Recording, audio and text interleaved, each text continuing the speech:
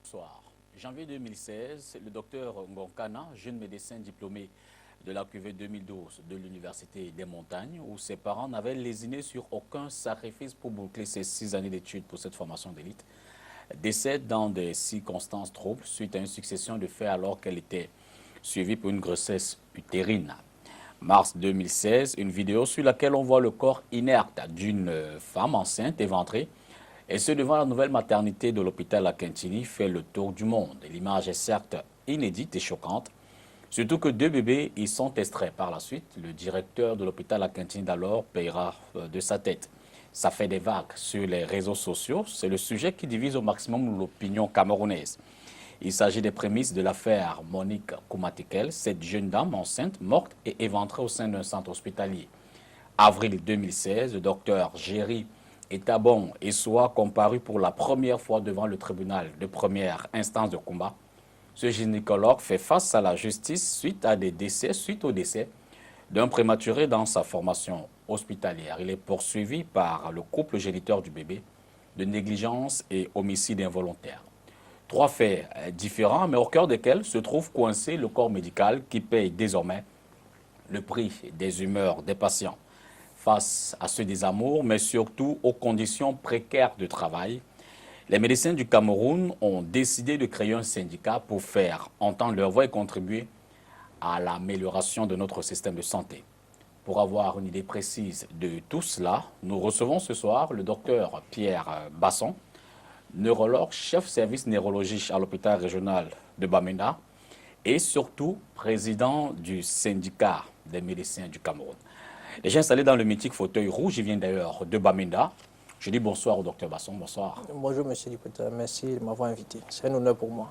Disons que c'est nous qui sommes heureux, j'ai failli dire enfin, d'avoir un médecin suite aux différentes affaires qu'on a connues dans ce pays. Et on n'a pas forcément vu en tant que corps de métier les médecins se prononcer. On espère que ce soir, ce sera le cas. Ah oui, j'espère qu'on pourra vous dire un peu plus. Voilà. Alors avant de parler des conditions de travail et autres propositions que vous avez adressées à l'endroit du chef de l'État dans le cadre d'un mémorandum, c'est récent. On va peut-être parler un peu de vous. Oui. Vous êtes neurologue. Ah oui, je suis médecin neurologue depuis 2012. En fait, comme vous le savez très bien, pour devenir neurologue ou bien spécialiste au Cameroun, tout part d'abord des études de médecine générale que j'ai effectuées à la faculté de médecine et des sciences biomédicales de l'université de Yaoundé 1, qui est l'excuse, où j'ai pu obtenir mon doctorat en médecine. J'ai travaillé pendant 2 ans avant d'aller en spécialisation au Sénégal et puis terminer mes études en France avant de rentrer servir mon pays. J'ai été affecté à l'hôpital régional de Bamenda où j'exerce exactement depuis 4 ans et où je suis également chef de service de neurologie. Puis produit des écoles camerounaises, même si vous avez 1 ou 2 gouttes de spécialisation. Ah oui, oui, de l'école primaire à l'université, bien sûr, je suis un pur produit de l'école camerounaise. Ce ne serait pas trahir un secret que de dire que vous avez 35 ans. Non, je suis d'ailleurs fier de mes 35 ans, même comme beaucoup de mes patients pensent que j'en ai moins. Bon, j'ai 35 ans bien sonné. Médecin neurologue à 35 ans, il faut le faire. Alors, je veux dire, c'est toujours facile. Je veux dire, tout le monde dit c'est bac plus. Alors, c'est quoi le parcours d'un médecin neurologue pour arriver à cette spécialisation? Ok, bon, je pense que ce n'est plus un secret pour personne. Pour entrer en faculté de médecine, il faut avoir au moins le baccalauréat. Donc, j'ai un baccalauréat C. Et au CUS, on fait 7 ans.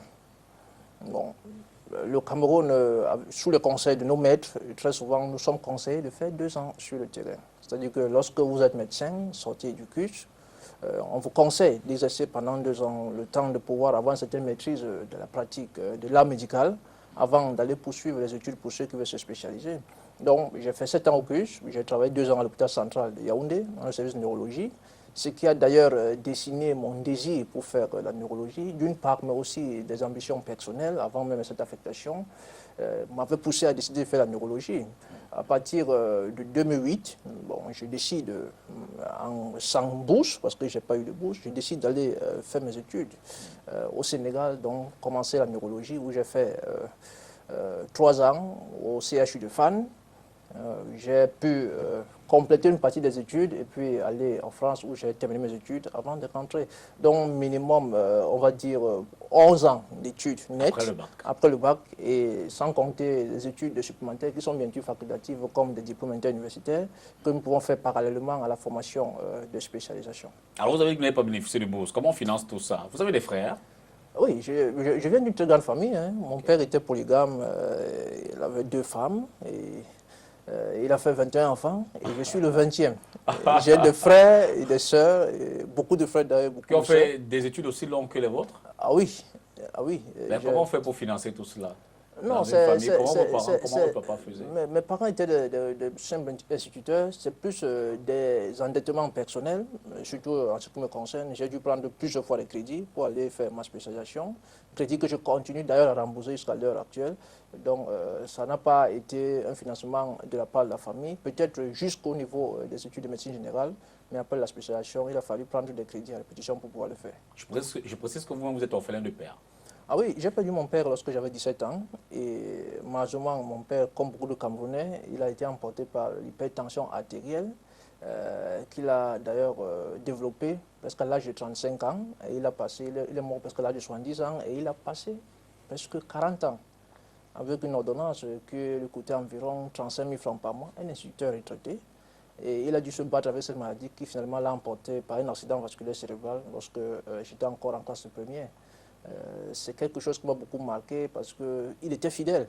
Il faisait tout, il sacrifiait tout pour pouvoir acheter ses médicaments. Ça n'a jamais été facile avec sa pension de retraite, mais il a quand même, lorsqu'il pouvait, s'offrir son traitement. Et c'est ce que vous a décidé?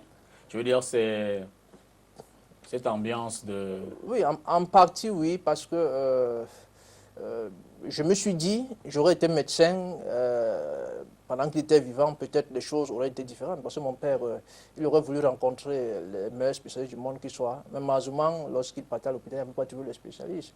Parce que du fait d'un faible effectif peut-être de médecins, donc ce n'était pas toujours possible pour lui de rencontrer les médecins qu'il aurait souhaité rencontrer. Et donc du coup, je me suis dit, pourquoi pas contribuer, peut-être non pas pour le sauver parce qu'il a déjà décidé, mais pour aider d'autres qui souffriraient des mêmes conditions que lui pour pouvoir les soutenir dans leur maladie. Et qu'est-ce que vous décidez à choisir précisément la neurologie? La neurologie, la décision, je peux dire qu'elle est triple. Sur le plan familial, il y a 2 raisons. J'ai un petit frère qui a une maladie neurologique, qui est actuellement bien contrôlée. Et mon propre père, je vous dis, qui est décédé d'un accident vasculaire cérébral, qui est une maladie neurologique. Donc il y a cet aspect personnel et familial. Et puis également un côté purement professionnel, parce que lorsqu'on fait les études de médecine, on constate que le système nerveux, c'est quelque chose que beaucoup d'étudiants redoutent. Et ça a l'air d'être compliqué, et moi je suis très souvent quelqu'un qui est passionné par les choses difficiles et compliquées. Et donc du coup, je me suis dit, je préfère faire ce qui me semble difficile et compliqué. Vous avez fait bac C? Oui, j'ai un bac C. Ah, je vais vous parler bien comme un certificat. Oui, j'ai un bac C. Alors, dans votre parcours, on voit que vous êtes passé par l'EMIA. Ah oui. Une formation d'officier. Ah oui. J'ai été vous avez passé le concours? Oui, j'ai fait le concours, j'ai passé le concours. Donc vous avez eu le concours du CUS, concours de l'EMIA? Ah oui, vous avez fait quel autre concours? Non, ce n'est que les 2 concours que j'ai fait. J'étais en 4e année au CUS lorsque j'ai fait le concours de l'EMIA. Chaque fois que j'évoque mon séjour à l'EMIA, en fait, ça avait beaucoup de tristesse. Parce que, voyez-vous, je suis quelqu'un qui a beaucoup aimé la médecine et je faisais mes études médicales. En tant qu'étudiant en médecine, lorsqu'on me payait mon loyer, donc ma chambre, on me remettait 9 000 francs. 9 000 francs pour aller à la fac, 9 000 francs pour payer les polycopes, 9 000 francs pour manger, 9 000 francs pour chaque chose, pour acheter du savon, pour chaque chose. Et donc, du coup, c'était carrément impossible de survivre. Je me rappelle d'ailleurs que chaque fois que je rentrais du village de vacances et que je commençais une nouvelle année en faculté de médecine, je perdais 10 kilos dans les 2 mois qui suivaient. Donc, du coup, j'ai essayé de trouver des dérivés pour pouvoir survivre. Je faisais des études au CUS. Pendant ma première année, vous commencez à 7h30, vous terminez à 19h. Et vous devez manger à l'université. Et avec 9 000 francs par mois, c'était presque impossible. Donc du coup, j'ai eu à réfléchir, qu'est-ce que je peux faire parallèlement pour pouvoir subvenir à mes besoins en même temps qu'en faisant des études. J'ai eu dire qu'à l'EMIA, il y avait des petites bourses. Donc, du coup, je me suis mis dans les préparatifs. Je faisais du sport, je lisais les différentes épreuves qui devaient venir au concours. Je l'ai fait, je l'ai eu. Et j'ai commencé la formation. D'ailleurs, j'ai défilé un 20 mai avec le carré de l'EMIA devant le président de la République. Mais malheureusement, on n'avait pas suivi le cursus qui aurait dû être suivi par les étudiants en médecine. Les étudiants en médecine, en fait, en ce temps-là, étaient recrutés sur l'étude de dossier. Nous avons fait le concours avec les autres étudiants qui aspiraient à devenir officiers d'actifs. Okay. Donc, étant en pleine formation, on nous a fait savoir qu'on devait faire un choix entre devenir officier d'actifs, puis on sortit sous lieutenant, ou rentrer carrément au CUS. J'étais d'ailleurs le dernier à quitter les miens parce qu'on était une dizaine, tous les autres sont partis, sauf un qui est resté, un ami de longue date. Et moi, j'ai vraiment eu du mal à partir parce qu'en fait, c'était alimentaire, j'avais vraiment du mal à rentrer au CUS. Mais malheureusement, j'ai dû rentrer et d'ailleurs j'ai raté un semestre que j'ai dû rattraper. Vous avez perdu combien de kilos une fois revenu au CUS? Bon, je ne peux pas compter. Puisque la ration alimentaire, oui, vous êtes allé chercher. Je ne peux pas compter, mais tout ce que je sais, c'est que c'était pas facile au CUS, sincèrement. Et cela me manque triste parce que lorsque je l'évoque, ça peut nous faire rire aujourd'hui, mais en fait, je connais beaucoup d'étudiants en tant qu'enseignants qui vivent cette même situation. Je connais un étudiant qui a failli se suicider juste pour des raisons pareilles, parce qu'il n'arrive pas à survivre. Et lorsqu'on voit à peu près les difficultés par lesquelles les étudiants passent pour pouvoir devenir médecin, nous qui sommes de l'intérieur, franchement, je vous dis, c'est triste. Sincèrement, c'est triste de voir un étudiant qui est obligé de faire des cours de répétition, de voir un étudiant qui ne mange pas, qui mange que des caramels, c'est extrêmement triste. Ben, un passage aussi difficile, sans salaire, vous entrez à l'hôpital central de Yaoundé. Vous ne faites que me rappeler des souvenirs extrêmement tristes pour moi, je ne peux pas vous cacher. Parce que j'étais à l'hôpital central de Yaoundé et jeune médecin, je rêvais de tout, sauf de ce que j'ai pu vivre. Non pas sur le plan professionnel, parce que j'étais encadré par des aînés qui avaient beaucoup de compétences, qui étaient très humains en termes de relations interpersonnelles, mais le problème fut dans le cadre de ma prise en charge. Lorsque j'arrive à l'hôpital central de Yaoundé, je n'ai pas de salaire. Et il se trouve que de temps en temps, mes aînés pouvaient prendre des congés. Mais comment vous expliquez ça? Je pense que c'est l'administration camerounaise qui est mieux placée pour expliquer, parce que lorsque vous sortez, le temps de faire les dossiers d'intégration, ça peut prendre à 7 ans pour les plus chanceux. C'est pareil chez les instituteurs, oui, chez les enseignants, donc ça peut prendre 2-3 ans. Absolument. Pour moi, ça a pris 2 ans. Voilà. Donc du coup, mes aînés avaient l'habitude de prendre des congés, et parfois je me retrouvais seul, surtout après avoir passé 7 mois, j'avais de l'expérience, je pouvais rester prendre en charge le service. Il y avait des jours où je me rappelle, je travaillais jusqu'à 21 h, et j'habitais en ce temps à Biting. Je rentrais parfois de l'hôpital central habiter à pied, étant médecin. Et parfois, quand j'arrivais à la maison, il fallait de temps en temps demander 500 francs à mon bailleur pour pouvoir suivre. Environ combien de kilomètres? C'est une dizaine de kilomètres. Je marchais parfois sur 1h30 ou 2 heures pour rentrer chez moi, après avoir travaillé dans le service de neurologie jusqu'à 21 h, 9 h du soir. Et parfois, je rentrais et il fallait de temps en temps parfois demander 500 francs à mon bailleur pour pouvoir acheter quelque chose pour manger. Je veux dire que lorsqu'on passe par ces étapes, et ça me fait surtout mal parce que c'est qu'à l'heure actuelle, nous parlons, il y a des jeunes collègues qui passent par cette misère-là. Et je dis, lorsqu'on passe par cette situation, c'est difficile de retenir des médecins, des jeunes médecins surtout, qui veulent bien servir la nation. C'est extrêmement difficile. Donc, vous êtes appelé à partir? On vous force à partir, on n'est pas appelé. Ah, c'est le système en fait, oui, c'est l'environnement. C'est-à-dire qu'on est obligé. Mais pas d'autre choix. Oui, ceux qui restent résistent tout simplement, mais on est presque obligé à partir. C'est ce qui vous pousse à aller à Dakar, au Sénégal? Non, en ce temps, on ne faisait pas la neurologie au Cameroun. Donc, j'aspirais devenir neurologue. Je n'avais d'autre choix que de quitter le Cameroun parce que la formation n'était pas offerte au Cameroun. Voilà. Et à Dakar, ça se passe bien? Non. Encore des difficultés? Non, je dirais même plus de difficultés. Je pense que Dakar a été l'une des périodes les plus difficiles de ma vie, jusqu'à présent, bien sûr. Est-ce que ce n'est pas vous qui traînez la difficulté derrière vous? Non, non, bien au contraire. Je suis quelqu'un qui est très chanceux. Je suis quelqu'un qui est très chanceux, mais parce que j'aspire toujours très haut, parfois il faut passer par des systèmes de difficultés. Si je peux vous faire un petit résumé de ce qui m'a le plus marqué au Sénégal, l'une des choses, c'est mes conditions. Parce qu'en fait, quand vous arrivez au Sénégal, vous vous rendez compte que le seul étudiant qui n'est pas boursier, c'est l'étudiant camerounais. C'est-à-dire que le Centrafricain était bouché, le Tchadien était bouché, le Gabonais n'en parlons pas, le Sénégalais, il touchait sa bouche avec sa carte magnétique. Donc, du coup, au Sénégal, on demandait, mais qu'est-ce qui ne va pas avec les Camerounais? Et je me rappelle, parce que j'étais au Sénégal avec mon épouse, notre première fille, et j'ai eu ma deuxième fille lorsque j'étais au Sénégal. Et je me rappelle, c'est quelque chose peut-être qui n'est pas bien à dire, mais je me rappelle, une nuit, mon épouse était enceinte et je me réveille le matin, je la trouve déjà lavée à 6 heures, ayant payé les cheveux. Je me dis, mais qu'est-ce qui ne va pas? Elle me dit qu'elle a un travail. Je vous assure, j'avais 2000 francs dans ma poche. Non pas parce que je gérais mal, mais c'est tout ce qui m'est resté. Parce que au Sénégal, pour faire l'expérience au Sénégal, j'étais au moins à 350 000 francs de dépenses par mois. Et mon salaire, qu'on me donnait toujours en tant que fonctionnaire, ne pouvait même pas couvrir 2 tiers de ces dépenses. Donc du coup, je me retrouve dans une situation où je dois faire un accouchement à mon épouse à la maison parce que je ne pouvais pas l'amener à l'hôpital. C'est des choses qui marquent parce qu'en fait, ce n'est pas parce qu'on était des mauvais gestionnaires, mais c'est simplement pour exprimer la misère de l'étudiant camerounais à l'étranger. Alors, je résume, vous avez accouché votre épouse à la maison? Non, finalement, j'ai un très grand ami, le docteur Fongan Yannick, qui a pu me venir en aide en me prêtant de l'argent pour amener mon épouse à l'hôpital. Mais je veux dire, ça a été extrêmement triste. Ah, j'imagine le stress. Et je ne suis pas seul. J'ai connu beaucoup de médecins camerounais au Sénégal qui veulent les mêmes conditions. C'est-à-dire que presque personne n'était bouché, ce qui est extrêmement triste.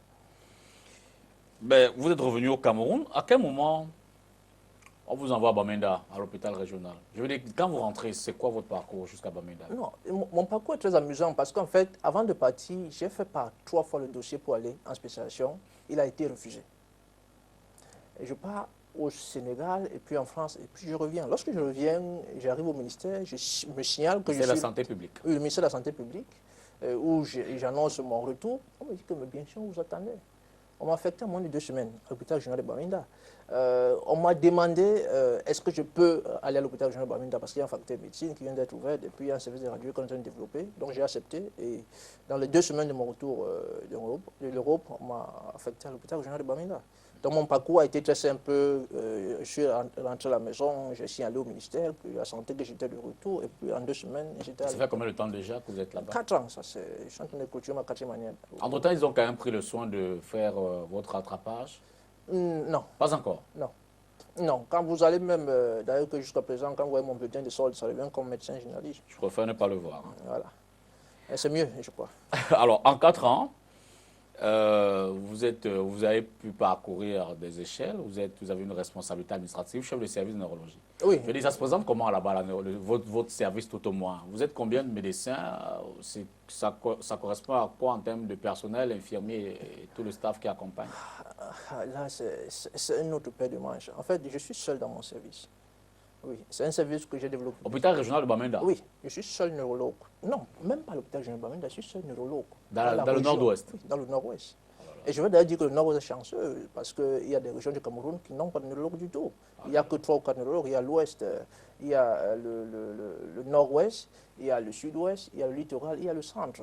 Il n'y a plus d'autres neurologues quelque part. Donc en fait, le nord-ouest est déjà chanceux. Donc je suis seul dans un service de près de 24. J'ouvre la brèche. Oui. Mais qu'est-ce qui explique justement la rareté des médecins dans votre spécialité? Non, ce n'est pas seulement dans ma spécialité. Il y a la rareté des médecins dans toutes les spécialités. Simplement. Parce que je crois que c'est un problème de gestion des ressources humaines. C'est-à-dire qu'il n'y a pas de planification. La population est en train de grandir et malheureusement, la planification ne suit pas toujours. Ce qui fait qu'il y a certaines disparités entre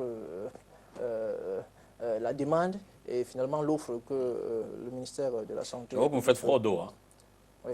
Sincèrement, je le dis, hein? Oui. Vous faites vraiment froid au dos. Ah oui, moi je vous dis, donc je suis seul dans un service de 24 lits. Je vais vous dire une chose, depuis par exemple 4 ans, je n'ai jamais pris de congé. Je suis tout seul. Et je voyage rarement les jours de semaine, ça c'est un jour exceptionnel, parce qu'en fait, je ne peux me déplacer que le week-end. Et je travaille du 1er au 31, 2 samedis sur 2. Et côté infirmier, franchement, c'est-à-dire qu'on a 2-3 infirmiers. Et parfois, vous retrouvez une infirmière qui est de garde pour plus de 20 malades, toute seule. C'est quoi la norme? La norme, normalement, surtout en neurologie, c'est selon les pathologies. Okay. Par exemple, en Europe, normalement, un malade qui fait un accident vasculaire cérébral mérite d'avoir une infirmière à son suivi, à la phase aiguë. Donc, en fait, dans mon service, les accidents vasculaires cérébraux, à eux seuls, représentent presque un tiers des pathologies. Donc, si vous prenez 24 lits qui sont presque toujours pleins, Ça veut dire que Justement, je veux demander en termes d'affluence. Non, c'est incroyable. C'est incroyable. Là, par exemple, en termes de consultation externe, je tire vers 2000 consultations déjà depuis le début de l'année. Oh là là. Donc, quand vous faites ça, c'est une moyenne de 180 à 190 malades en consultation externe par mois. Donc, l'affluence est énorme au nord-ouest. Donc, pas de congé depuis 4 ans. Oui. Voulu, bien sûr, parce qu'en fait, je suis devant une réalité. Je vais partir, si je prends le congé, ça veut dire que je dois fermer mon service, simplement. Et le malade doit rentrer à la maison. Alors, à quoi ressemble votre journée de travail? Vous vous réveillez à quelle heure? Je me Entre réveille. le réveil et le coucher, qu'est-ce qui se passe? Bon, je suis partagé entre le service de neurologie et la faculté de médecine. Ah, Donc, parce qu'on peut vous dispenser voilà, les cours à la faculté de la médecine, nouvelle université yes, qui vient faculty d'être of Health créée. Sciences. Donc, en fait, je me réveille très souvent vers 5h30. Je fais ma petite prière, puis je me prépare pour aller au travail.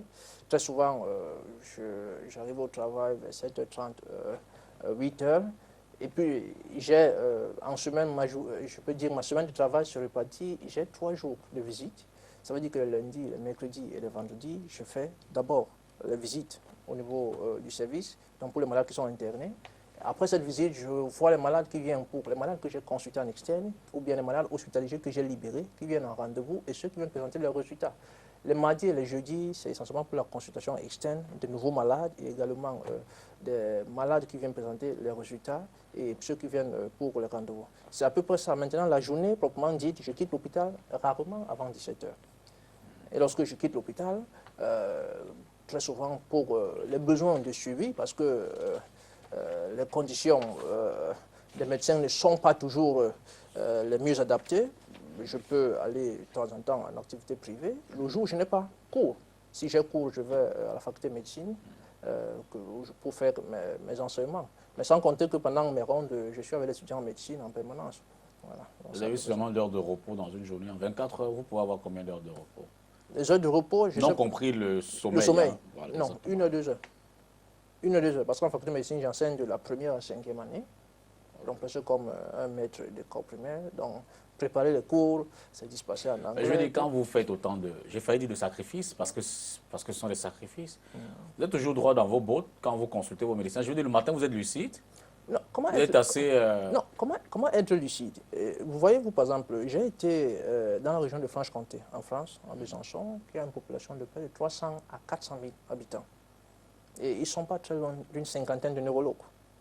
Le nord-ouest avoisine 2,5 millions d'habitants. Vous êtes seul.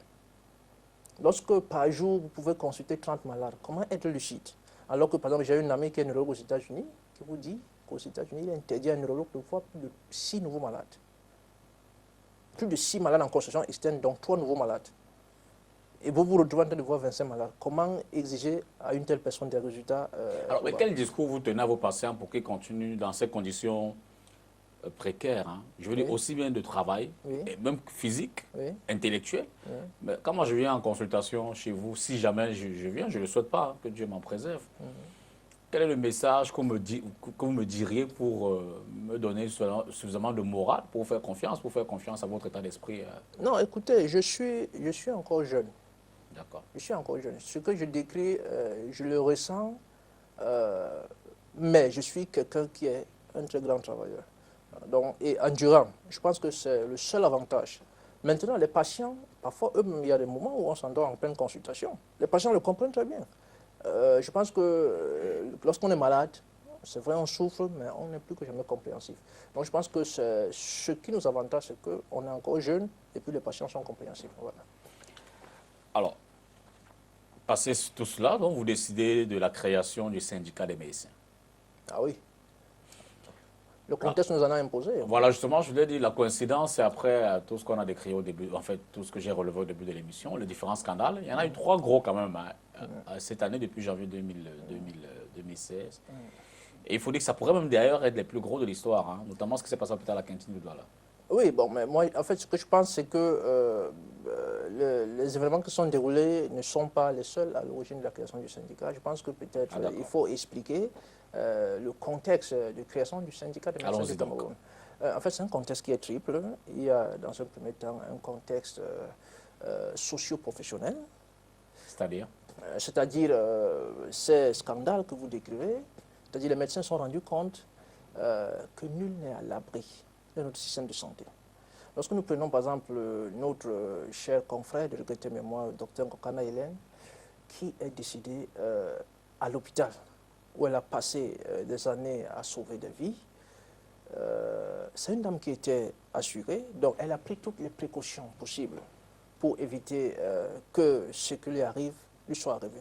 Mais malheureusement, c'est arrivé. Donc, au niveau des médecins, on s'est dit, mais à qui le tour? C'est effrayant de voir un médecin mourir à l'hôpital parce que, sous prétexte que peut-être vous n'avez pas versé une caution. Ça, c'était un petit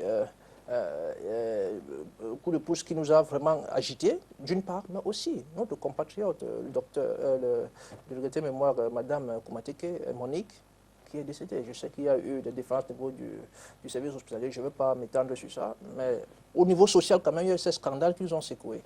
Des scandales d'ailleurs sans précédent. Ça, c'est au niveau social. Professionnel maintenant, c'est ce que je suis en train de dire. C'est-à-dire que moi, je suis médecin depuis 10 ans, mais je vous assure, la charge de travail ne fait qu'augmenter. Parce qu'en fait, la population ne fait que grandir. Absolument. Voilà. Et maintenant, les ressources humaines ne suivent pas. Donc, pour celui... Même l'infrastructure aussi. Les infrastructures aussi, les équipements, tous les services hospitaliers, ça ne suit pas. Et donc, du coup, ceux qui ont la volonté et qui décident de rester au pays se rendent compte que ça ne marche pas. Je vous assure, il y a des jours, je quitte mon bureau en laissant la porte ouverte. J'ai un bureau qui a deux portes, une porte donc je peux dire qui fait face à la salle d'attente et puis une porte de derrière.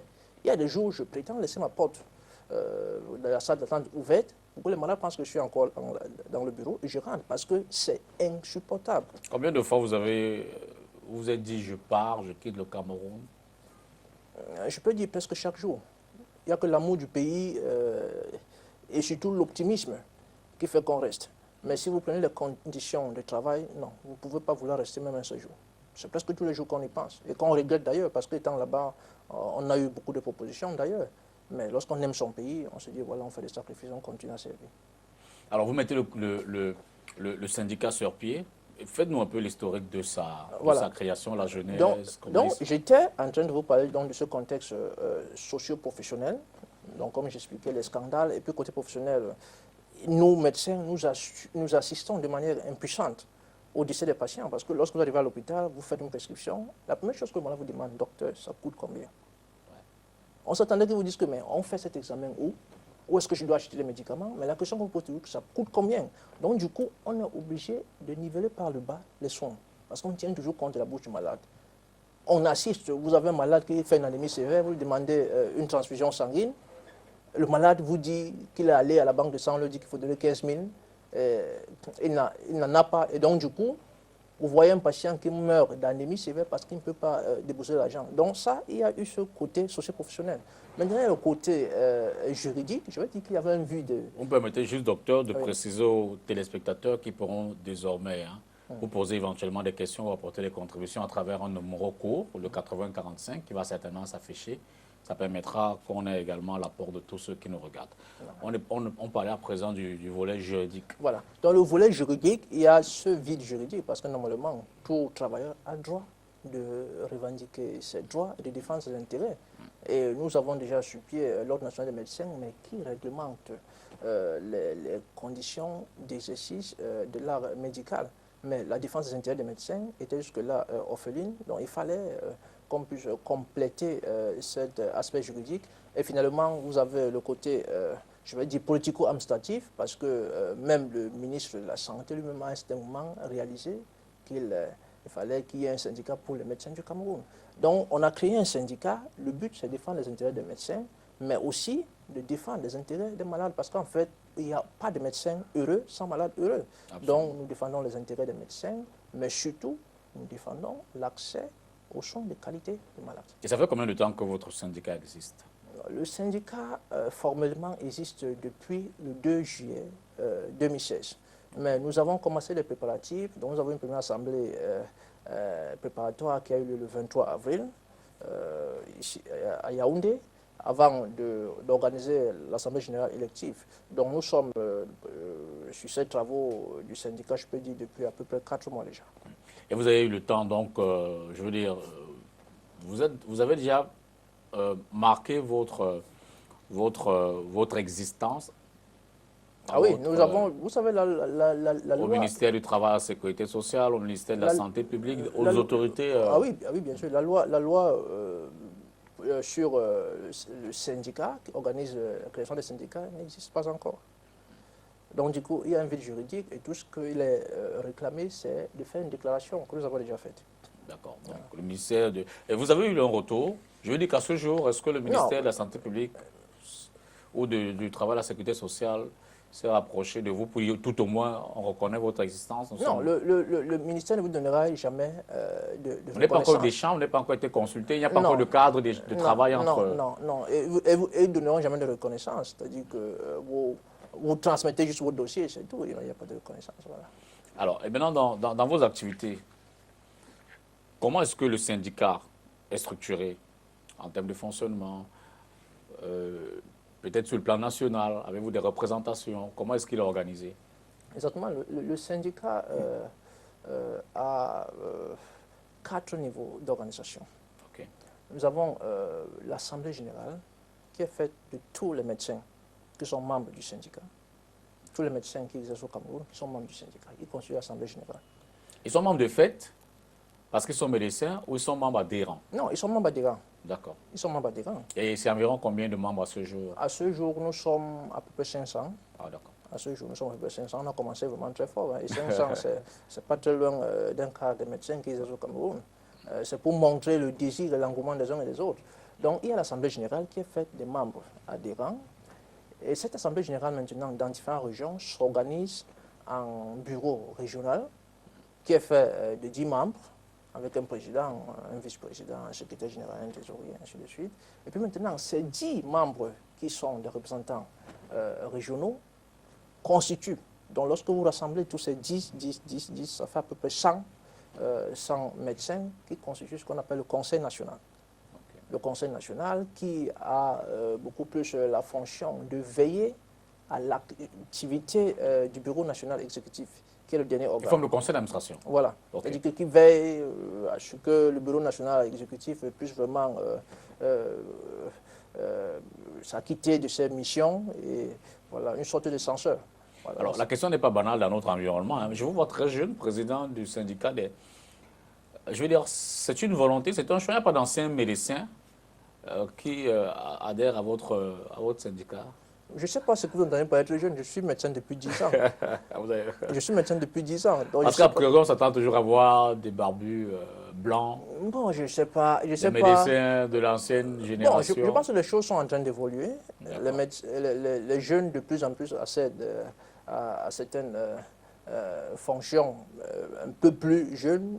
Donc, je pense qu'aujourd'hui, même la fonction de médecin, d'ailleurs, quand vous allez dans nos hôpitaux aujourd'hui, vous voyez des jeunes qui n'ont pas encore poussé des barbes, qui sont déjà médecins. Donc, je le vois d'ailleurs en face de moi aussi. Bon, moi, j'ai quand même une barbe. Donc, okay. Alors, vous êtes représenté dans les 10 régions, c'est ça? Oui. Donc, on peut vous saisir. Toutes les régions. Ben, maintenant, quels sont les objectifs spécifiques que vous poursuivez? Je vais dire l'objectif, je commence par les objectifs généraux pour le moment. D'accord. Un syndicat est là pour défendre les intérêts des médecins, les intérêts moraux, les intérêts économiques, professionnels et des médecins. Mais le point, c'est que le médecin exerce dans un système. Le médecin exerce dans un système. Et donc, du coup, un syndicat qui se respecte ne peut pas fonctionner en vase clos, oubliant les autres membres du système. Donc, du coup, les objectifs deviennent améliorer les conditions des médecins, d'une part, et améliorer le système de santé. Parce qu'en fait, le médecin ne sera heureux que dans un système de santé qui se porte bien. Ça, ce sont nos objectifs généraux. Les objectifs spécifiques maintenant, là, nous allons maillon par maillon du système de santé. C'est-à-dire que nous, déjà médecins, notre profil de carrière, le recrutement, la formation, les rémunérations, les conditions de travail à l'hôpital, l'effectif des médecins et aussi les autres collègues qui travaillent avec nous. Donc ça, c'est vraiment des objectifs un peu détaillés sur lesquels on ne peut pas s'étendre ici. Maintenant, le système de santé. Nous avons un système de santé qui ne marche pas. Il faut avoir le courage de le dire. Il faut vraiment être honnête et avoir le courage de le dire. Nous avons tous les indicateurs qui vont dans ce sens. Et donc, du coup, nous agissons pour que ce système de santé soit totalement réformé. Donc, nous agissons pour que nos malades, qui sont la condition même d'existence du médecin, puissent avoir accès aux soins de manière universelle et des soins de qualité, et aussi pour que les infrastructures qui délivrent les services puissent être, comme on peut dire en anglais, up-to-date, ça veut dire qu'ils puissent vraiment respecter, répondre aux normes internationales. Voilà à peu près nos objectifs. Alors, ça, c'est un vaste programme, hein, je présume. Oui. Vous avez combien de temps de mandat? C'est 3 ans, une fois renouvelable. Je présume que ça, c'est un programme pour 3 ans. Mais à l'immédiat, à court terme, à moyen terme, qu'est-ce que vous entrevoyez faire? Voilà. À moyen terme, vous savez, c'est contextuel. Nul ne peut rester indifférent face aux scandales qui ont alimenté la chronique des hôpitaux cette année-ci. Nul ne peut rester indifférent. Et je vais vous dire une chose, la question que tout le Cameroun se pose, et je suis sûr même vous, quand vous regardez votre vieux père, vous regardez votre vieille mère, vous vous dites, mais si elle tombe malade là maintenant, qu'est-ce que je veux faire? C'est cette question. C'est la question que la femme enceinte se pose. Est-ce que demain, je ne vais pas terminer comme Mme Koumateke Monique? C'est la même question que le médecin se pose, parce qu'il y a des gens qui pensent que le médecin est en dehors du système. Non. Si moi je tombe malade maintenant, je ne suis pas sûr de pouvoir me soigner. Donc, c'est ça l'urgence, à la question que tout le monde devrait répondre actuellement. Donc, notre objectif immédiat, c'est de répondre à cette question. Et nous pensons que pour répondre à cette question, il va falloir que le gouvernement camerounais décide une fois pour toutes de nous accorder l'assurance maladie universelle. C'est possible, je n'ai pas d'objectif. C'est d'ailleurs dans ce sens que nous avons commis un mémorandum que nous avons laissé au service du ministre de la Santé et que nous comptons d'ailleurs laisser à tous les chefs de département ministériels et à la présidence de la République. Alors, mais comment quels sont les moyens que vous mettez en œuvre pour pouvoir atteindre vos objectifs en termes de faisabilité? La faisabilité de l'assurance ou bien la faisabilité de nos objectifs. Commençons par les objectifs et puis on arrive à l'assurance. Ok. Non, vous savez, nos objectifs, nous sommes conscients que le problème d'accès aux soins de santé, c'est un problème qui concerne tout le monde. Okay. Donc, nous agissons par la communication. Nous comptons, déjà comme on a commencé, informer et sensibiliser les autorités politiques, administratives, religieuses, la société civile, dont les ONG, l'association de Bam Selam, l'association des étudiants, et toute la communauté nationale ainsi que les partenaires au développement du Cameroun. Nous comptons les sensibiliser et nous espérons, et nous sommes d'ailleurs sûrs que nous avons des dirigeants qui ont une très bonne oreille et qu'ils nous entendront. Voilà. C'est pas un appel de pied que vous faites là? Non, c'est pas, non, je pense vraiment parce que c'est quelque chose, je pense, de bon sens et nul ne saurait résister à cela. Et sur l'assurance universelle maladie? La faisabilité de l'assurance maladie, je vais dire, c'est quelque chose, je suis toujours surpris. Nous avons un très grand pays. Est-ce que vous savez qu'actuellement en Afrique, il y a 15 pays qui ont déjà une assurance maladie? Je suis sûr, lorsque je dis 15 pays, beaucoup de gens s'attendent à ce que ce soit le Maroc, ce soit l'Algérie, ce soit l'Égypte. Oui, l'Afrique du Sud, oui, ces pays sont là. Mais les pays comme le Bénin, la République démocratique du Congo, le Mali, le Sénégal, la Côte d'Ivoire, le Ghana, le Rwanda, se sont dotés de cette assurance. Parmi ces pays, j'ai nommé beaucoup de pays qui ont un PIB par habitant qui est vraiment plus bas que celui du Cameroun. Quels sont les mécanismes qui ont été mis en place? Mais il y a, je veux dire, en Afrique subsaharienne, le cas d'école, comme on peut appeler, c'est le cas rwandais. Vous savez, le Rwanda, c'est un pays qui est sorti du génocide et qui se retrouve sans ressources et qui devait tout reconstruire. Donc le Rwanda, par exemple, a développé une assurance maladie qui est basée, je peux dire, à 3 niveaux. C'est-à-dire qu'ils ont développé 3 caisses d'assurance. C'est-à-dire qu'ils se sont dit, il y a des militaires, il y a des agents de l'État et du privé, et puis il y a les personnes diminuées. Donc ils ont créé 3 caisses. Par exemple, vous avez ce qu'on appelle la RAMA, qui est la rwandaise de l'assurance maladie, où vous avez tous les agents fonctionnaires et du privé qui cotisent à hauteur de 15% de leur salaire brut. Et dans les 15%, l'État, pour les fonctionnaires, paye 7,5%. Pour les employés du privé, l'employeur paye 7,5%. Et puis maintenant, le malade, donc l'assuré, paye le reste de 7,5%. Et cela est collecté mensuellement. De telle sorte que les employés payent au minimum $2 par mois et au maximum $60 par mois. Maintenant, pour les militaires, ils ont créé également une autre caisse maladie où c'est environ 22,5% qui est collecté du salaire brut des militaires, mais l'État s'occupe de 17,5%. Et le militaire qui est assuré paye 5%. Et finalement, vous avez ce qu'ils appellent la caisse communautaire pour les plus démunis, dont les étudiants, les sans-emploi, les indigents, ceux qui travaillent dans l'informel, qui cotisent selon ce qu'ils peuvent cotiser, d'une part, mais où également il y a une sorte d'aide pour la santé qui est attribuée pour ces personnes-là.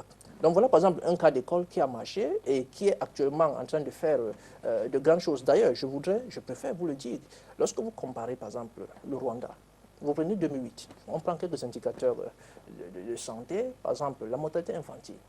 En 2008, au Rwanda, était de 14,4 pour 1000. Au Cameroun, c'était de 12,4 pour 1000. Pour vos téléspectateurs, je pense qu'il faut expliquer. La mortalité infantile, ça veut dire qu'en fait, on prend 1000 naissances d'enfants vivants, et puis on se dit, en 5 ans, combien vont mourir? Donc en 2008, au Rwanda, ils mouraient à raison de 144. Et au Cameroun, c'était 124. Ça, c'était en 2008. Le Rwanda a introduit son assurance maladie en 2006. Et en 2014, lorsqu'on rentre comparer les mêmes indicateurs, on se rend compte qu'au niveau du Rwanda, le taux de mortalité infantile est passé de 14,4 pour 1000 à 8,9 pour 1000. Au Cameroun, on n'a pas l'assurance, on est quitté de 12,4 pour 1000 à 10,11 pour 1000. Vous vous rendez compte? Donc, c'est-à-dire que les preuves sont là clairement. Et je ne méprise pas le Rwanda, mais je pense que si le Rwanda l'a fait, le Cameroun peut le faire. Et comment vous expliquez qu'au Cameroun, ça ne se passe pas encore? Non, je pense que les raisons sont purement politiques, simplement. Je crois que c'est un problème de volonté politique, mais les moyens, les compétences, nous les avons. Et je pense que même nos autorités sont actuellement conscientes que la chose ne peut pas continuer comme cela. Donc je pense que quelque chose va être fait dans ce sens. Alors, qui de mieux qu'un médecin pour faire une analyse, peut-être critique, du système de santé? Je vous soumets à un exercice que vous aimez certainement. Faites un diagnostic du système de santé camerounais. Qu'en diriez-vous dans ce cadre-là? Le diagnostic du système de santé camerounais, je vais vous dire que c'est triste. Je préfère le dire comme ça. C'est-à-dire, s'il y a un maître mot que les gens devaient retenir, il est triste. Je vais partir du diagnostic de l'accès aux soins. L'accès aux soins. La qualité des soins. Les ressources humaines et les infrastructures. Et finalement, les politiques de santé. L'accès aux soins, je vais citer, pour exemple, un patient qui a fait dans mon service 2 mois, que j'ai laissé sortir mercredi. C'est-à-dire que c'est un patient que j'ai laissé sortir hier. Ce patient a fait 2 mois et n'a pas pu faire le scanner cérébral que je lui demande de faire. C'est-à-dire que c'est extrêmement choquant. Les Camerounais n'ont pas accès aux soins. Simplement parce qu'ils n'ont pas de quoi payer. Les soins coûtent cher, nous sommes d'accord, mais ils n'ont pas de quoi payer. Ils ont de la volonté, ils n'ont pas de quoi payer. Et d'ailleurs, lorsqu'on voit le cas de Mme Koumaté Kemoné qui est décédée, ce qu'on ne nous dit pas, c'est que cette dame a vu un médecin qui a fait un diagnostic d'hypertension sur grossesse. Après, s'en est suivi la mort. Le reste du scandale, je ne veux pas revenir dessus, mais je veux dire à la base parce que cette dame n'a pas pu payer. Vous prenez le cas de Dr Ngokana, elle aussi, elle était assurée 7, mais malheureusement, elle s'est retrouvée dans un hôpital qui ne respectait plus la police d'assurance de son assureur, et donc du coup, elle a été confrontée à une somme qu'elle n'avait malheureusement pas, parce qu'en fait, il faut le répéter, nul n'est assez près devant une urgence. Donc du coup, c'est scandaleux de se rendre compte que les Camerounais, même lorsqu'ils sont dans un hôpital où on peut leur offrir des soins, ne peuvent pas se payer les soins. Ça, c'est la première des choses. Donc, il y a un problème terrible et je dirais même honteux d'accès aux soins. Où vous voyez, tout dépend de la poche du malade. Celui qui peut payer, le fait. Celui qui ne peut pas, le fait. Et même ceux qui peuvent payer d'ailleurs. Prenons le cas, par exemple, d'un malade qui fait le paludisme. À Douala, vous faites un paludisme pour 100 000 francs, à Bamenda pour 10 000 francs et à Oum pour 5 000 francs. Donc, il y a une disparité dans le coût des soins qui fait que est-ce que quelqu'un qui travaille à Bamenda, un professeur de lycée, gagne plus que celui qui est professeur de lycée qui travaille à Oum? Non. Mais pourquoi payer ce traité pour un paludisme de 100 000 francs? Donc il y a cette disparité qui fait que les Camerounais n'arrivent pas à s'offrir des soins. Ça, c'est la première chose. La qualité des soins. La qualité des soins en partie simplement, en fait, c'est une conséquence de nos effectifs, d'une part, et des politiques. Parce qu'en fait, nous sommes dans un contexte où tout le personnel est frustré. Les médecins sont frustrés, les infirmiers sont frustrés, tous les cadres d'administration sont frustrés. Parce que je vais vous dire une chose, je prends un exemple d'un médecin qui passe 2 jours à l'hôpital. La seule chose dont il rêve, c'est de rentrer. Alors quand vous prenez les hôpitaux européens, quand vous êtes des gars, vous devez rentrer, vous reposer. Dans notre contexte, ça n'existe pas parce que vous êtes seul. Donc du coup, la qualité des soins en partie, d'une part parce que le personnel est fatigué, mais aussi parce qu'il y a une sorte de sous-effectif qui fait que vous devez satisfaire tout le monde. Lorsque le ratio médecin-malade n'est pas respecté, pourquoi on va attendre les soins de qualité? Ce n'est pas possible, ce n'est pas logique. Vous n'allez pas demander à un médecin qui voit 3 malades, comme aux États-Unis, par jour, d'avoir le même rendement que le médecin camerounais qui voit 30 malades par jour. J'ai par exemple un collègue qui est médecin à l'extrême nord, qui est gynécologue, qui consulte jusqu'à 60 patientes par jour. Pourquoi attendre la qualité? Donc il y a un problème de qualité des soins qui est vraiment rampant, qui est vraiment désagréable. Et on le sait, mais je pense que quelque chose devait être fait dans ce sens. Maintenant, les ressources humaines. Il y a 2 problèmes au niveau des ressources humaines. Il y a un problème d'effectif, mais il y a aussi un problème de gestion de l'effectif. Il y a une disparité. Je vais par exemple vous donner un exemple. Quand vous prenez le Nord-Ouest, qui a presque 2,5 millions à 3 millions d'habitants, le Nord-Ouest a une pédiatre. Une pédiatre. Alors que Yaoundé, qui a aussi presque dans le même effectif, a une quarantaine de pédiatres. Déjà, les 40 pédiatres pour Yaoundé ne sont pas suffisants. Mais comment l'expliquer? L'extrême nord n'en a pas. Comment l'expliquer? Donc, on a un problème de ressources humaines en termes d'effectifs, oui, mais on a aussi un problème de ressources humaines en termes de gestion, qui fait que les disparités sont de telle sorte que certaines parties du pays ou certains citoyens dans certaines régions du pays sont presque comme sacrifiés. Il n'y a pas d'égalité dans le suivi médical de... Non, l'accès et le suivi n'est pas égalité simplement parce qu'il y a une mauvaise répartition des ressources humaines. Et finalement, les infrastructures. Nos infrastructures sont vétustes. Je ne vais pas ignorer que l'État fait des efforts dans ce sens. On voit des centres hospitaliers qui sont construits tout le temps, mais je vais dire beaucoup reste à faire.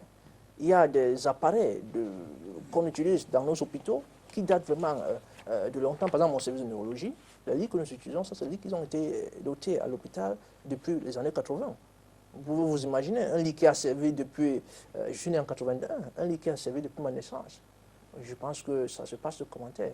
Donc, on a tous les maillons du système ne fonctionnent pas. Et finalement, toujours, je vais parler au niveau des ressources humaines, les conditions de travail ont fait aujourd'hui qu'il y a des dérapages.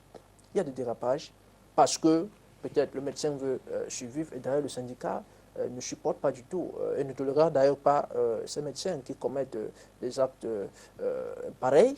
Mais je vais dire, parce que le service est mal organisé aujourd'hui, cela donne accès à des dérapages de toutes sortes. Donc, il fait qu'il y a la naque au niveau de l'hôpital, il y a des soins qui ne sont plus de qualité, et voilà, tout est fait là, va vite. Donc, malheureusement, nous avons un système qui ne marche pas. Mais le nœud du problème, c'est que le malade n'a pas accès aux soins. Absolument. Voilà. Et sur la question des infrastructures? Les infrastructures, je pense que nous avons un problème au niveau des infrastructures, ce n'est pas en termes de quantité, c'est en termes de qualité. C'est en termes de qualité. Je vais vous surprendre. Est-ce que vous savez que les hôpitaux publics sont en un plus faible effectif que les hôpitaux du privé? Non. Ce n'est pas moi qui le dis. Ça, c'est le document du ministère de la Santé publique du Cameroun. Mais on a un problème au niveau des infrastructures, c'est que, d'une part, le secteur privé a été abandonné. Je préfère le dire comme ça. C'est-à-dire, au privé, on fait ce qu'on veut. On fixe ses tarifs de consultation comme on veut, on soigne comme on veut, on ferme quand on veut, simplement parce que l'État a déserté ce secteur. L'État a déserté ce secteur. Et du coup, les gens se retrouvent dans une situation où on a un très grand potentiel hospitalier au niveau du privé, mais qui n'est pas exploité. Simplement parce qu'il n'y a pas une régulation au niveau du privé. Donc du coup, on se retrouve parce que normalement, l'État devait être celui qui régule même les infrastructures. C'est-à-dire qu'au niveau du privé, lorsque au Cameroun, on a besoin d'une IRM... Et puis c'est un domaine tellement sensible voilà, que l'État ne peut pas... Voilà, qu'on ne veut pas abandonner. se Mais désengager. malheureusement, le secteur privé a abandonné. Et donc, du coup, il n'y a pas une politique nationale pour pouvoir, comment est-ce que je peux dire, mettre une cohésion entre le document du secteur public et du développement du secteur privé. Je prends par exemple l'exemple du Nord-Ouest, où on prévoit construire un hôpital qui sera en forme de CHU. Mais nous avons dans le Nord-Ouest des hôpitaux qui ont une équivalence de l'hôpital général de Yaoundé. On fait la chirurgie cardio-thoracique au Nord-Ouest. On l'a fait. On fait la chirurgie cardiaque dans le Nord-Ouest, ce que les gens ignorent. Donc maintenant, on va amener un autre hôpital. Pourquoi ne pas capaciter ces hôpitaux qui sont vides d'ailleurs et qui ont des compétences? Donc il y a ce problème déjà qui se pose, c'est que le secteur privé a été abandonné. Maintenant, par rapport aux infrastructures, les infrastructures ne suivent pas. C'est-à-dire qu'on ne s'approprie pas toujours du matériel qui est up-to-date, d'une part, et même lorsqu'il y a un problème de maintenance et de gestion du matériel, qui fait que même lorsque l'État fait les efforts pour obtenir du matériel, à la fin, ce matériel ne sert pas beaucoup parce qu'il n'est pas bien entretenu. Alors, à travers mes deux prochaines questions, je voudrais un peu me mettre dans la peau du médecin, Oui. sur deux faits. Alors, quand on est médecin, qu'on vit ça au quotidien, tous les jours, et qu'on apprend que les personnalités de la République, les gouvernants, sont toujours dans des avions en évacuation sanitaire pour se faire soigner de l'autre côté, comment est-ce qu'on le ressent? Non, je vous remercie pour cette question. Je pense que les évacuations sanitaires sont une preuve manifeste de ce que nous disons que le système ne marche pas. Je vais vous dire, parce qu'en fait, les évacuations sanitaires, c'est un peu différent. Parce que ce que vous dites là, ce n'est pas exactement les évacuations sanitaires. C'est-à-dire, les évacuations sanitaires, en fait, c'est qu'on n'arrive pas à soigner quelqu'un et on se dit, à l'étranger, ça ira mieux. Voilà. Le Cameroun, vers les années 2008, on a dénombré 54 évacuations sanitaires. Donc des cas qui nécessitaient vraiment une prise en charge à l'étranger. En 2014, on est passé de 54 à plus de 200. Oh là là. À plus de 200. Ça augmente. En Ça moins de 10 ans. Oui, ça dit tout d'une part. Et d'autre part, nos directeurs d'hôpitaux, nos professeurs ne se soignent pas au Cameroun. Pourquoi, si c'est si bien ici, si le système marche très bien, pourquoi prendre un risque d'avoir un crash d'avion alors qu'on a ce qui est excellent ici? Donc pour moi, les évacuations sanitaires, non seulement ça coûte très cher au Cameroun, parce que le coût ne fait qu'augmenter, mais aussi ça traduit simplement que notre système ne marche pas. Simplement. Alors, autre question, justement toujours me mettant, voilà, essayant de mieux comprendre. On a donc vu tout cet affront-là auquel on fait face aux médecins, notamment avec l'affaire Koumatekel. Moi, j'ai discuté avec certains médecins qui me disent vraiment, chaque jour maintenant, on a des familles en face. C'est à peine si on ne nous balance pas des œufs pourris sous le corps, c'est à peine si on n'est pas humilié. Chaque fois qu'on fait un diagnostic, le personnel, je veux dire, le public, les patients n'ont plus forcément ou alors totalement confiance en ce qu'on leur dit. Comment vous le vivez? C'est révoltant. C'est révoltant. Parce que je vais vous dire une chose, c'est que en matière de médecin, surtout les médecins spécialistes, on fait un séjour à l'étranger. Lorsque moi j'étais en France, je ne soignais pas les Camerounais. Je soignais les Français.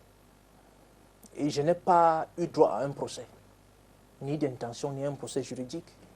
Cela veut dire que les médecins camerounais sont compétents. D'ailleurs, c'est pour cela que beaucoup s'expatrient. Si on n'était pas compétent, on ne resterait pas à l'étranger. Comment se fait-il qu'une fois rentré au Cameroun, on devient incompétent? C'est la question que je pose. Perdons-nous une certaine quantité de neurones? Je ne crois pas. Et quelle réponse vous donnez à cette La question? réponse est très simple. C'est le milieu, c'est le système qui ne marche pas, ce n'est pas le médecin. C'est-à-dire que même le décès de Madame Koumateke, je répète très bien, malheureusement, le commun du Cameroun ne le comprend pas. Cette dame est décédée parce qu'elle n'avait pas l'argent pour se soigner. Simplement, je reconnais les scandales et je reconnais d'ailleurs que beaucoup auraient dû être faits au niveau hospitalier. Nous reconnaissons nos manquements, nous ne sommes pas là pour défendre les mauvaises pratiques ou bien un laisser-aller dans les hôpitaux. Mais l'origine du problème, c'est la question que tout le monde doit se poser, c'est que pourquoi cette dame en est arrivée là? Et la question était simple, elle n'avait pas l'argent pour se soigner. Et que vous dites, comment réagissez-vous aux sorties du ministre de la Santé publique à cette occasion précise, Oui. aux sorties du ministre de la Communication à cette occasion précise, et à la sortie du gouverneur de la région du littoral? Non, je pense que le médecin est un bouc émissaire, simplement. Vous savez, le médecin sert d'interface entre celui qui organise le système, c'est-à-dire le ministère de la Santé, et ceux qui viennent s'offrir les soins, les malades. C'est très facile, même vous, lorsque vous allez à la banque, vous vous rendez compte qu'on vous a coupé votre solde. Ben, vous n'avez pas crié au Minefi, vous criez sur la caissière. Je ne reçois pas de là.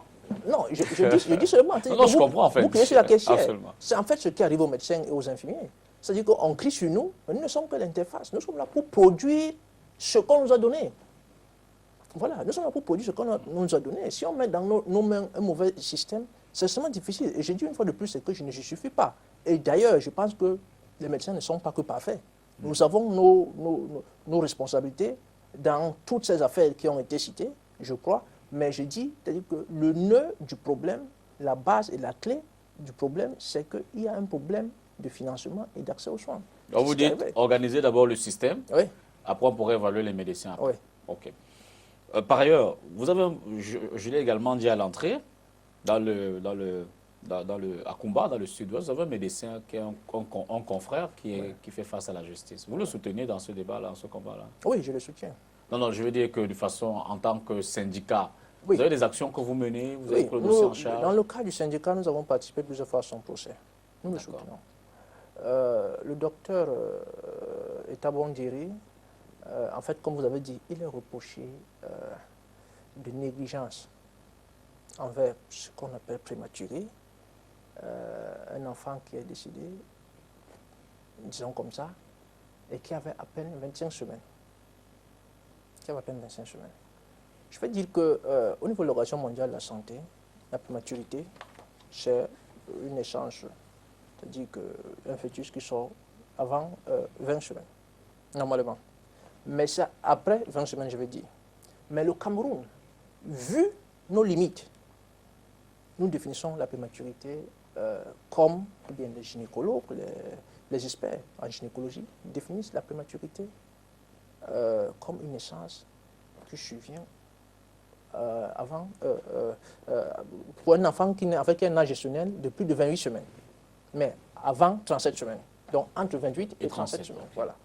Cet enfant, à la naissance, n'avait pas 28 semaines. Donc pour nous, c'est un fœtus, ce n'est pas une prématurité. C'est la position, elle est scientifique, simplement.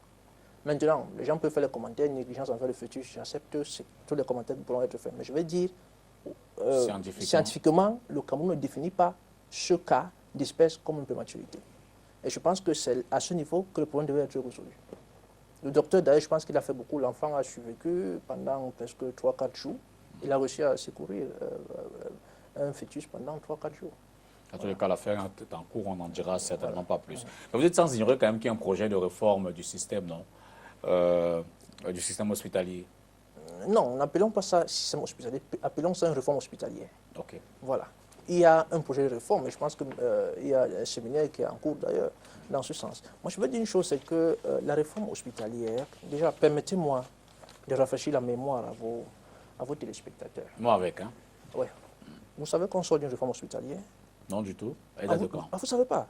Elle date de quand? Oui, de 2003. Défini par le ministère de la Santé publique, qui a commis un document sur la réforme hospitalière, 2003. Et lorsque vous lisez le document actuel pour la nouvelle réforme hospitalière 2017-2021, dont le chantier ou bien les séminaires sont en cours, ils reconnaissent que la précédente réforme hospitalière a été conduite de manière non structurée. Et ceci de 2005 à 2010. Pour moi, la réforme hospitalière en soi n'est pas une mauvaise chose. C'est une bonne chose. On a vraiment besoin de cette réforme hospitalière. Mais les résultats. Parce qu'aujourd'hui, lorsque vous dites à un Camerounais qu'il y a une réforme hospitalière qui est en cours, et vous lui dites que, mais est-ce que vous savez que nous sortons d'une réforme hospitalière? Lorsqu'il regarde le cas de Koumateke, il regarde le cas de Dr Ngokana, il va s'écrier que, mais est-ce que c'est possible?